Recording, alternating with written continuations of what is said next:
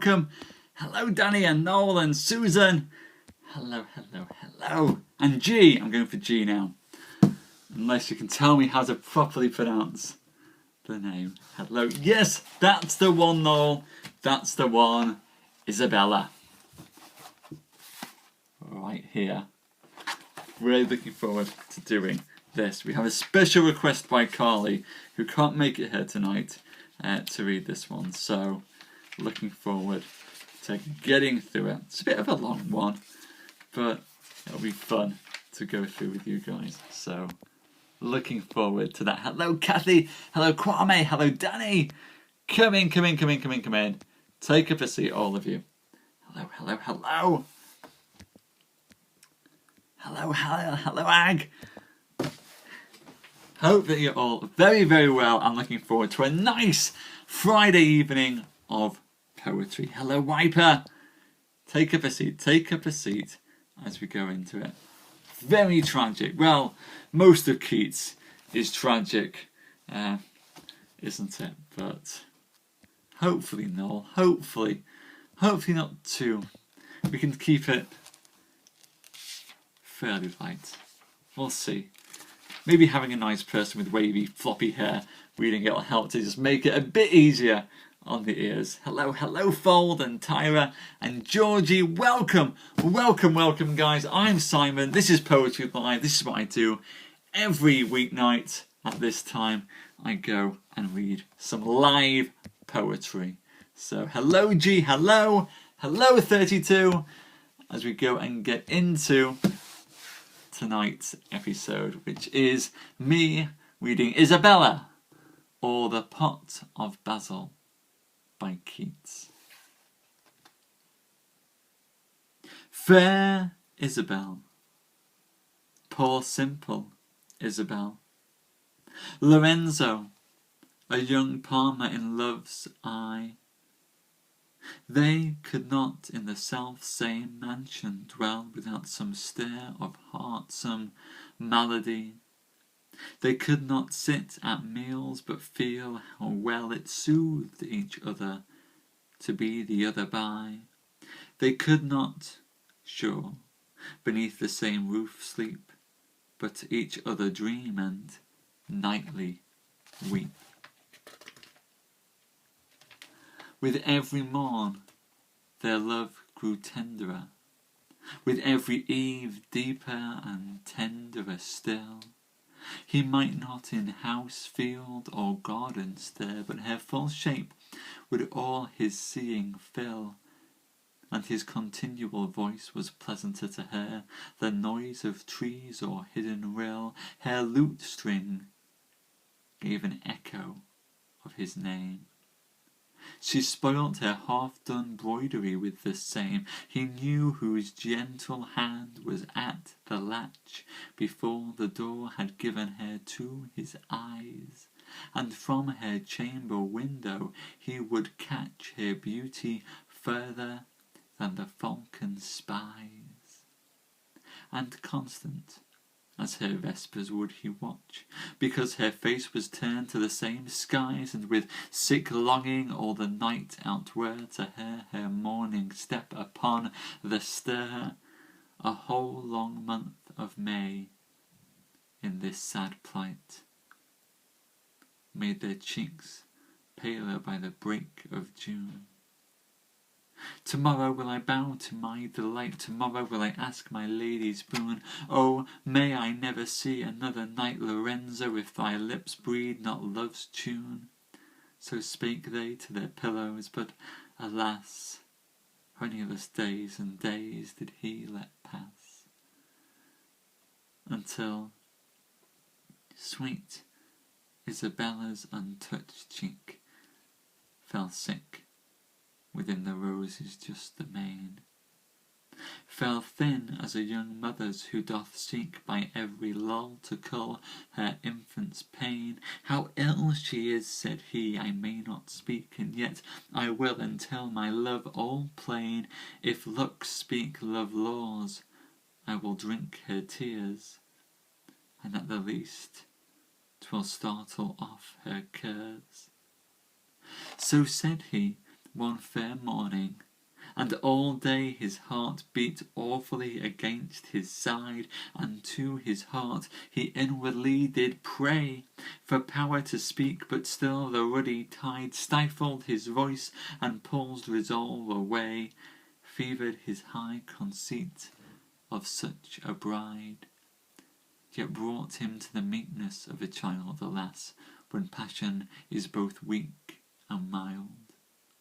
So once more he had waked and anguished, a dreary night of love and misery, if Isabel's quick eye had not been wed to every symbol on his forehead high.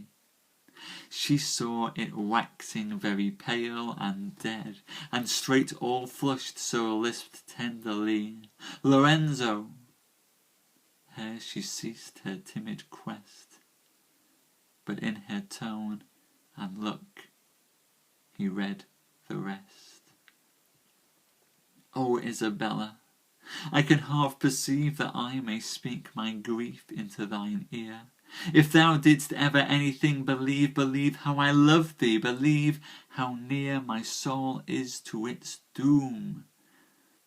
I would not grieve thy hand by unwelcome pressing, would not fear thine eyes by gazing, but I cannot live another night, and not my passion shrive.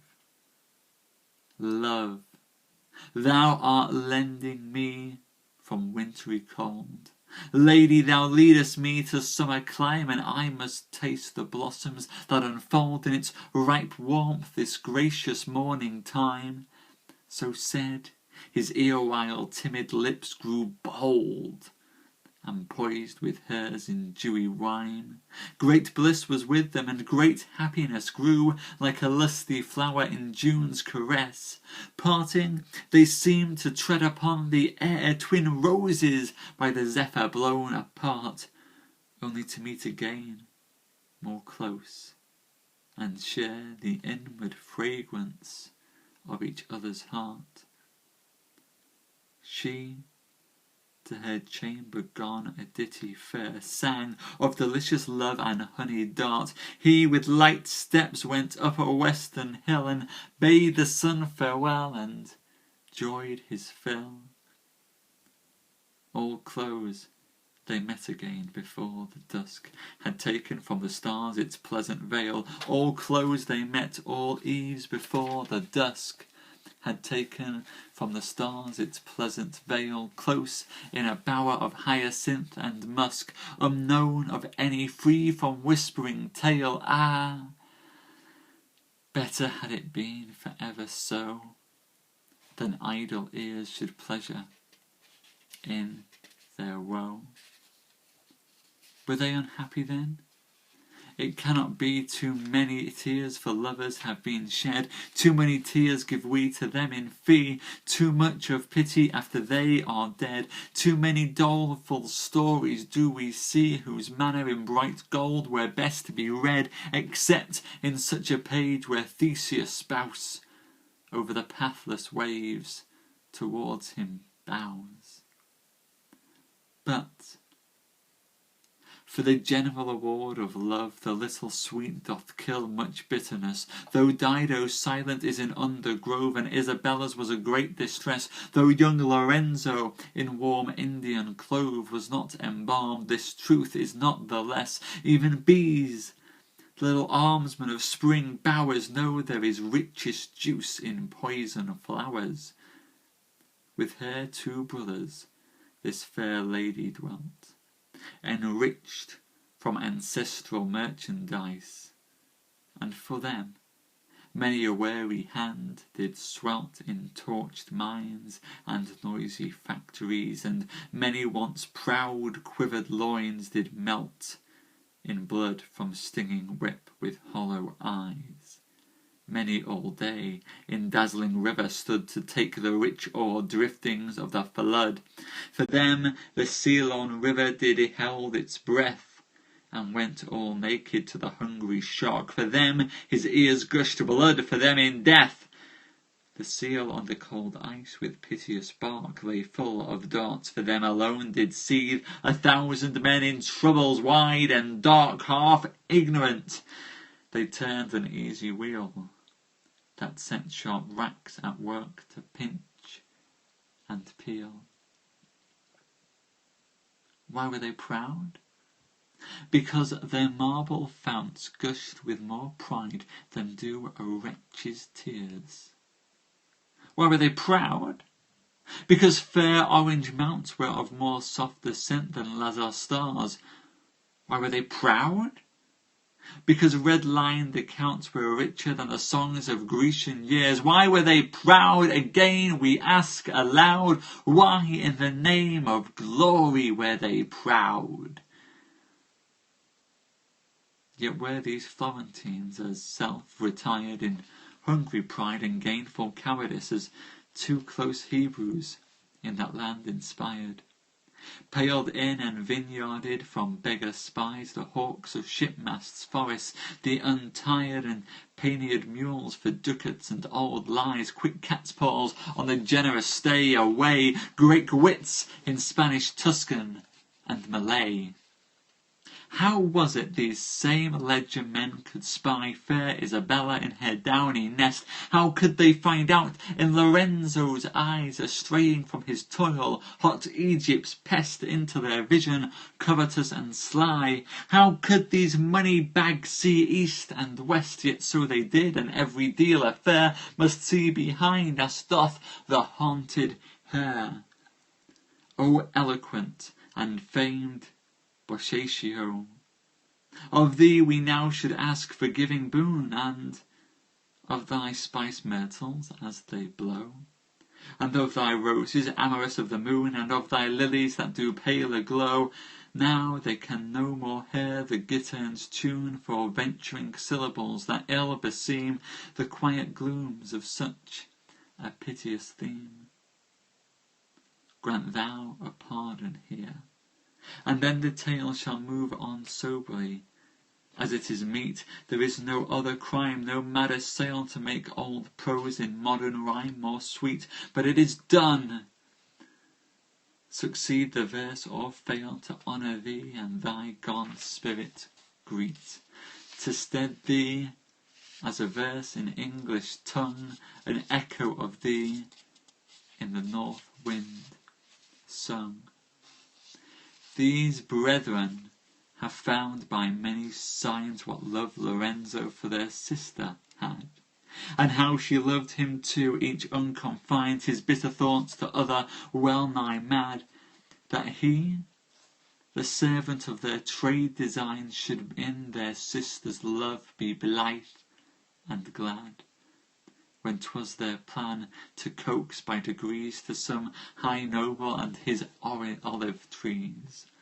And many a jealous conference had they, and many times they bit their lips alone, before they fixed upon a surest way to make the youngster for his crime atone. And at last these men of cruel clay cut mercy with a sharp knife to the bone, for they resolved in some forest dim to kill Lorenzo, and there bury him. So on a pleasant morning, as he leant into the sunrise o'er the balustrade of the garden terrace, towards him they bent their footing through the dews, and to him said, "You seem there in quiet of content, Lorenzo, and we are most loath to invade calm speculation, but if you are wise, bestride your steed, while cold is in the skies. Today we purpose, this hour we mount to spur 3 leagues toward the Apennine. Come down, we pray thee, ere the hot sun count his dewy rosary on the eglantine." Lorenzo, courteously as he was wont, bowed a fair greeting to these serpents' wine, and went in haste to get in readiness with belt and spur and bracing huntsman's dress. And as he to the courtyard passed along, each third step did he pause, and listened oft if he could hear his lady's matin song, or the light whisper of her footstep soft. And as he thus over his passing hung, he heard a laugh full musical aloft, when, looking up, he saw her features bright smile through an indoor lattice, all delight.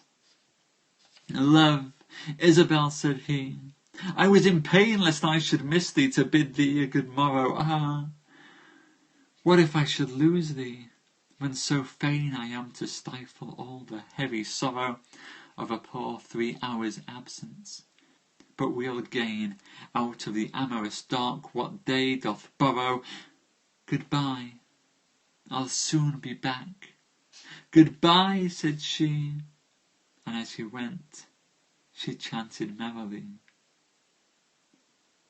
So the 2 brothers and their murdered man rode past Florence to where Arno's stream gurgles through straitened banks, and still doth fan itself with dancing bulrush, and the bream keep heads above the freshets. Sick and wan the brothers' faces in the ford did seem. Lorenzo's flushed with love, they passed the water into a forest quiet for the slaughter. There was Lorenzo slain and buried in. There, in that forest, did his great love cease. Ah, when a soul doth thus its freedom win, it aches in loneliness, is ill at peace. As the break-covert bloodhounds of such sin, they dipped their swords in the water, and did tease their horses homeward with a convulsed spear, each richer by being a murderer. They told their sister how, with sudden speed, Lorenzo had taken a ship for foreign lands because of some great urgency and need in their affairs requiring trusty hands. Poor girl, put on thy stifling widow's weed, and scape at once from hope's accursed bands. Today thou wilt not see him, nor tomorrow, and the next day will be a day of sorrow. She weeps alone for pleasures not to be. Sorely she wept until the night came on, and then instead of love, oh misery, she brooded over the luxury alone. His image in the dusk she seemed to see, and to silence made a gentle moan, spreading her perfect arms upon the air, and on her couch murmuring, "Where, oh where?" But selfishness, love's cousin, held not long its fiery vigil in her single breast. She fretted for the golden hour, and hung upon the time with feverish unrest. Not long, for soon into her heart a throng of higher occupants, a richer zest came tragic, passion not to be subdued, and sorrow for her love in travels rude. In the middays of autumn, on their eaves the breath of winter comes from far away, and the sick west continually bereaves of some gold tinge, and plays a roundelay of death among the bushes and the leaves, to make all bare before he dares to stray from his north cavern. So sweet Isabel, by gradual decay, from beauty fell, because Lorenzo came not. Oftentimes she asked her brothers with an eye all pale, striving to be itself, what dungeon climes could keep him off so long. They spoke a tale, time after time, to quiet her.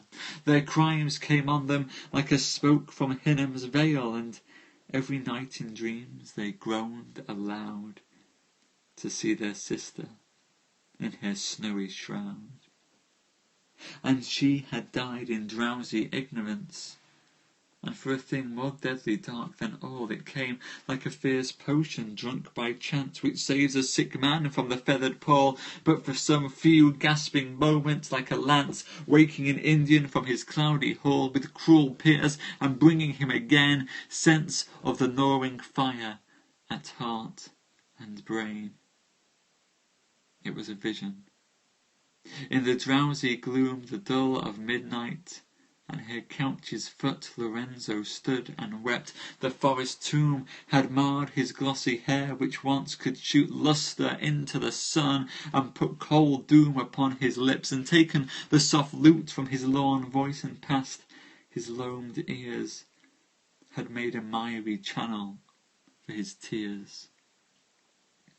Strange sound it was when the pale shadow spoke, for there was striving in its piteous tongue to speak, as when on earth it was awake, and Isabella on its music hung. Languor was in it, and tremulous shake, as in a palsied druid's harp unstrung, and through it moaned a ghostly undersong, like hoarse night gusts, sepulchral briars among.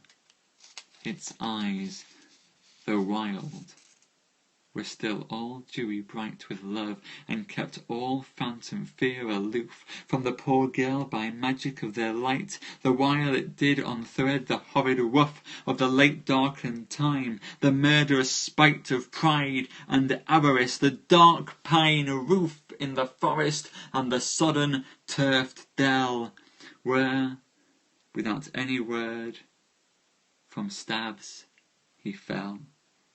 Saying moreover, Isabel, my sweet, red whortle berries droop above my head, and the large flint stone weighs upon my feet. Around me beeches and high chestnuts shed their leaves and prickly nuts. A sheepfold bleat comes from beyond the river to my bed. Go, shed one tear upon my heather bloom, and it shall comfort me within the tomb. I am a shadow now, alas, alas. Upon the skirts of human nature dwelling, alone I chant alone the holy mass, while little sounds of life are around me knelling, and glossy bees at noon do fieldward pass. And many a chapel bell the hour is telling, passing me through. Those sounds grow strange to me, and you are distant in humanity. I know what I was. I feel full well what is, and I should rage if spirits could go mad. Though I forget the taste of earthly bliss, that paleness warns my grave, as though I had a seraph chosen from the bright abyss to be my spouse. Thy paleness makes me glad. Thy beauty grows upon me, and I feel a greater love through all my essence steal. The spirit mourned adieu, dissolved and left the atom darkness in a slow turmoil, as when of healthful midnight sleep bereft, thinking on rugged hours and fruitless toil, we put our eyes into a pillowy cleft, and see the spangly gloom froth up and boil. It made sad Isabella's eyelids ache, and in the dawn she started up awake. "Ha ha!" said she, "I knew not this hard life. I thought the worst was simple misery. I thought some fate with pleasure or with strife portioned us happy days, or else to die. But there is a crime, a brother's bloody knife. Sweet spirit, thou hast schooled my infancy. I'll visit thee for this, and kiss thine eyes, and greet thee morn, and even in the skies." When the full morning came, she had devised how she might secret to the forest high, how she might find the clay so dearly prized, and sing to it one latest lullaby, how her short absence might be surmised, while she the inmost of the dream would try. Resolved, she took with her an aged nurse, and went into that dismal forest hearse. See, as they crept along the river side, how she doth whisper to that aged dame, and after looking round the champaign wide, shows her a knife. What feverous hectic flame burns in thee, child? What good can thee betide, that thou shouldst smile again? The evening came, and they had found Lorenzo's earthy bed, the flint was there, the berries at the head. Who hath not loitered in a green churchyard, and let his spirit like a demon mole work through the clayey soil and gravel hard, to see skull, coffined bones, and funeral stole, pitying each form that hungry death hath marred, and filling it once more with human soul. This is holiday to what was felt when Isabella by Lorenzo knelt. She gazed into the fresh-thrown mould as though one glance did fully all its secrets tell. Clearly she saw, as other eyes would know, pale limbs to bottom of a crystal well. Upon the murderous spot she seemed to grow like to a native lily of the dell. Then with her knife all sudden she began to dig more fervently than misers can. Soon she turned up a soiled glove whereon her silk had played in purple fantasies. She kissed it with a lip more chill than stone, and put it in her bosom where it dries and freezes utterly to the bone. Those dainties made to still an infant's cries. Then she went to work again, nor stayed her care but to throw back at times her veiling hair. That old nurse stood beside her wondering, until her heart felt pity to the core at sight of such a dismal labouring, and so she kneeled with her locks all hoar, and put her lean hands to the horrid thing. 3 hours they laboured at this travail sore. At last they felt the kernel of the grave, and Isabella did not stamp and rave. Ah, wherefore all this worthy circumstance? Why linger at the yawning tomb so long? Oh, for the gentleness of old romance, the simple planning of a minstrel's song! Fair reader, at the old tale take a glance, for here in truth it doth not well belong to speak. Oh, turn thee to the very tale, and taste the music of that vision pale. With duller steel than the Persian sword they cut away no formless monster's head, but one whose gentleness did well accord with death as life. This ancient harps have said love never dies, but lives immortal, Lord. If love impersonate was ever dead, pale Isabella kissed it, and low moaned 'twas love, cold, dead indeed, but not dethroned. In anxious secrecy they took it home, and when the prize was all for Isabel, she combed its wild hair with a golden comb, and all around each eye's sepulchral cell pointed each fringed lash. The smeared loam with tears as chilly as a dripping well she drenched away, and still she combed and kept sighing all day, and still she'd kiss and wept. Then in a silken scarf, sweet with the dews of precious flowers plucked in Araby, and divine liquids come with odorous ooze, through the cold serpent pipe refreshfully she wrapped it up, and for its tomb did choose a garden pot, wherein she laid it by, and covered it with mould, and o'er it set sweet Basil, which her tears kept over, ever wet.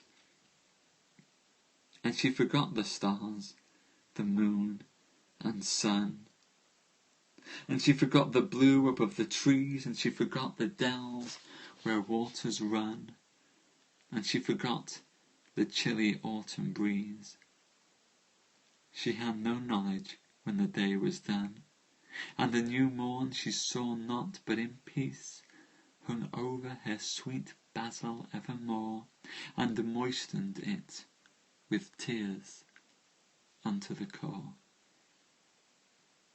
And so she ever fed it with thin tears, whence thick and green and beautiful it grew, so that it smelt more balmy than its peers of basil tufts in Florence, for it drew nurture besides and life from human fears. From the fast mouldering head they are shut from view, so that the jewel, safely casketed, came forth, and in perfumed leaf it spread. O melancholy, linger here a while. O music, music, breathe despondingly. O echo, echo from some sombre isle, unknown Lethean sigh to us. O sigh, spirits in grief, lift up your heads and smile. Lift up your heads, sweet spirits, heavily, and make a pale light in your cypress glooms, tinting with silver wan your marble tombs. Moan hither, all ye syllables of woe, from the deep throat of sad Melpomene. Through bronzed lyre in tragic order go, and touch the strings into a mystery. Sound mournfully upon the winds, and lo, for simple Isabel is soon to be among the dead. She withers like a palm cut by an Indian for its juicy balm. O leave the palm to wither by itself. Let not quick winter chill its dying hour. It may not be those bailets of pelf. Her brethren noted the continual shower from her dead eyes, and many a curious elf among her kindred wondered that such dower of youth and beauty should be thrown aside by one marked out to be a noble's bride. And furthermore, her brethren wondered much why she sat drooping by the basil green, and why it flourished as by magic touch.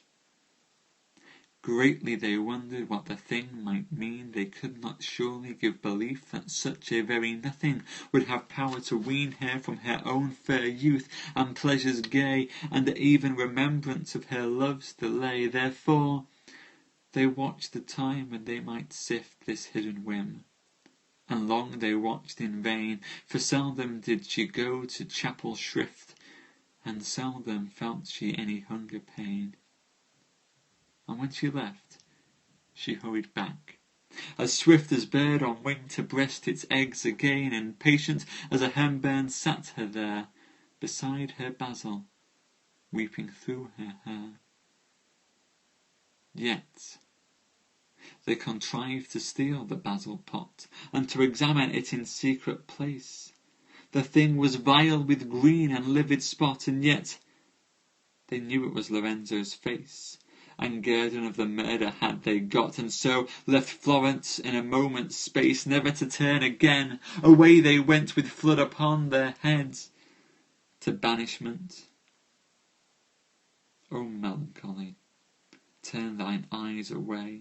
O music, music, breathe despondingly. O echo, echo on some other day from isles Lethean sigh to us. O sigh, spirits of grief, sing not your well away, for Isabel, sweet Isabel, will die a death too lone and incomplete. Now they have taken away her basil sweet.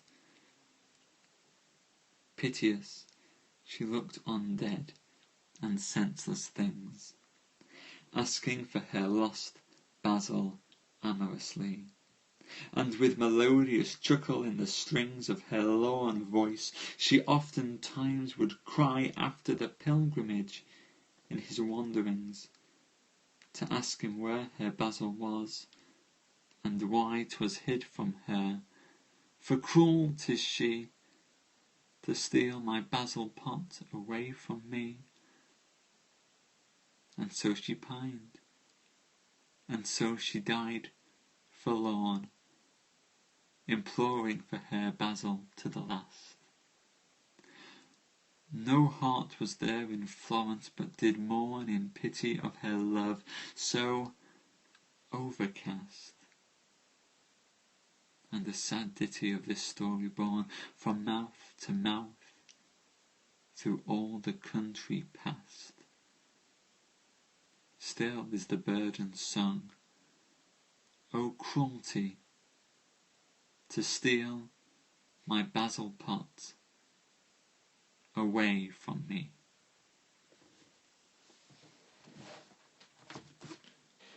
There we go, ladies and gents. A bit of a longer poem for tonight as we go and tackled Isabella, or a pot of basil in its entirety. I hope you guys really enjoyed that. I really enjoyed doing that longer narrative poem. So thank you, Susan and Kathy. I'm glad. Oh, hiccup. Glad that you guys really enjoyed that. Thank you, Danny. Thank you. I had a huge amount of fun reading that. So thank you, Monday, Tuesdays. Thank you. Thank you all so very much, Jackie. That means an awful lot. Really, I couldn't have done that without you guys here as an audience. I don't think I'd have ever been able to go and read some long form poem like that aloud without someone to read to. So thank you. Without you guys here as an audience, I don't end up reading stuff aloud. Such a different experience to read that aloud than to read it in a book. I have to say, this for me is one of the really fun things about doing this show, because you guys are here as such a wonderful audience. I get to go and read these poems and revisit poems, and I get to experience these poems in a whole new way, and hopefully you guys get to experience them in a different way as well. So thank you, Susan. I'm glad you like that. I hope Carly, when you watch this, Carly, on the replay, I hope you do enjoy listening to this too. So thank you very much, guys. Thank you, Susan. You guys bring out the zeal. Without you, there is no zeal. So it's all for you. So no poetry Saturday, Sunday. We'll be back again Monday. In the meantime, if anybody has any requests for stuff they'd like to have read live on Poetry Live, or things that they'd like me to read, poets that you want me to go and rustle up, give me a shout on Twitter or on Instagram, or if you go to the website, SimonTellsTales.com, you can ask for poetry requests there. So however you want to do it, if you've got requests for poetry, if you've got a poet that you really want to hear read live, well, give me a shout and I'll make those wishes come true. Because it's as much about you guys taking a part and requesting stuff and doing this with me as it is about me reading. Need you guys to keep this going. Anyway, thank you very much for coming tonight, especially to those of you who've listened to both my shows tonight. You guys are stars! And I hope you all have a wonderful weekends. I can't wait to see you guys again on Monday. I'm really looking forward to it. So, without further ado, thank you and good night, everyone.